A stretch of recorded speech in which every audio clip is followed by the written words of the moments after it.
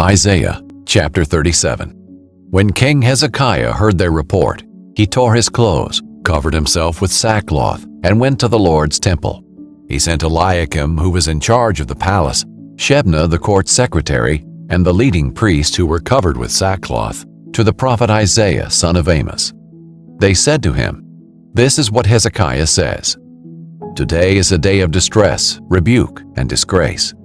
It is as if children have come to the point of birth, and there is no strength to deliver them. Perhaps the Lord your God will hear all the words of the royal spokesman, whom his master the king of Assyria sent to mock the living God, and will rebuke him for the words that the Lord your God has heard. Therefore offer a prayer for the surviving remnant." So the servants of King Hezekiah went to Isaiah, who said to them, "Tell your master, the Lord says this, don't be afraid because of the words you have heard, with which the king of Assyria's attendants have blasphemed me.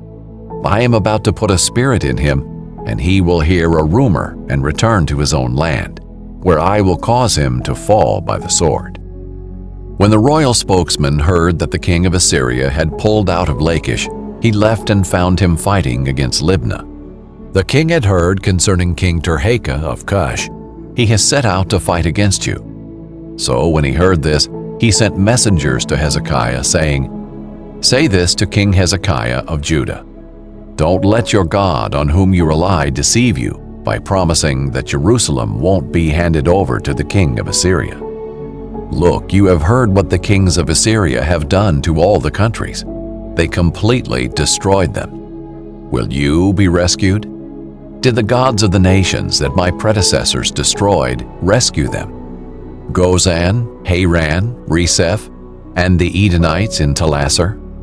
Where is the king of Hamath, the king of Arpad, the king of the city of Sepharvaim, Hena, or Iva?" Hezekiah took the letter from the messenger's hands, read it, then went up to the Lord's temple and spread it out before the Lord. Then Hezekiah prayed to the Lord, "Lord of armies, God of Israel, enthroned between the cherubim, you are God, you alone, of all the kingdoms of the earth. You made the heavens and the earth. Listen closely, Lord, and hear. Open your eyes, Lord, and see. Hear all the words that Sennacherib has sent to mock the living God. Lord, it is true that the kings of Assyria have devastated all these countries and their lands. They have thrown their gods into the fire, for they were not gods, but made from wood and stone by human hands. So they have destroyed them.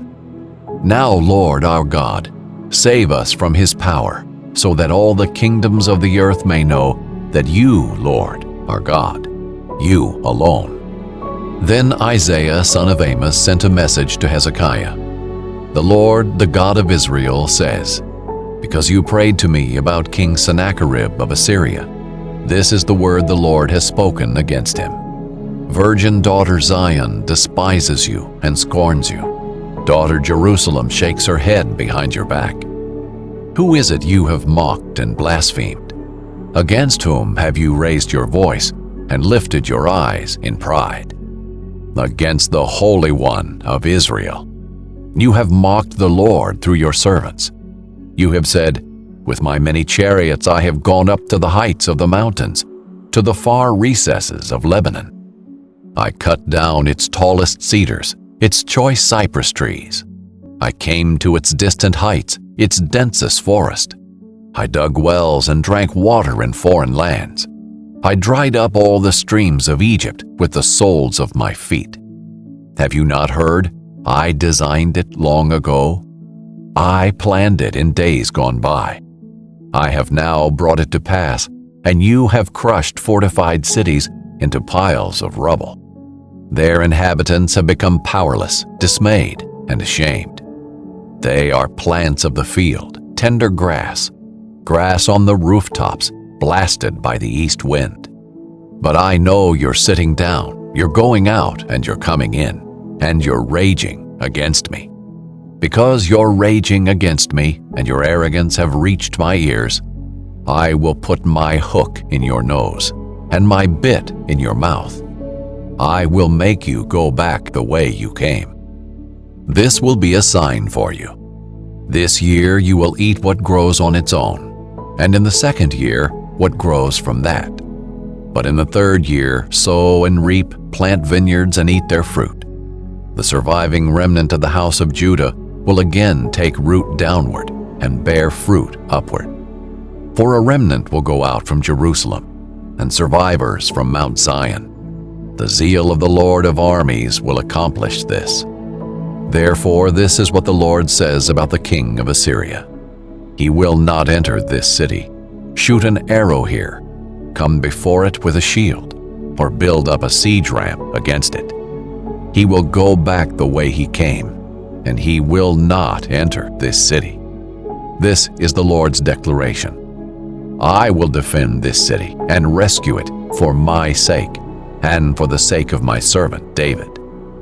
Then the angel of the Lord went out and struck down 185,000 in the camp of the Assyrians. When the people got up the next morning, there were all the dead bodies. So King Sennacherib of Assyria broke camp and left. He returned home and lived in Nineveh. One day, while he was worshiping in the temple of his god Nisroch, his sons Adramelech and Sharezer struck him down with the sword and escaped to the land of Ararat. Then his son Esarhaddon became king in his place.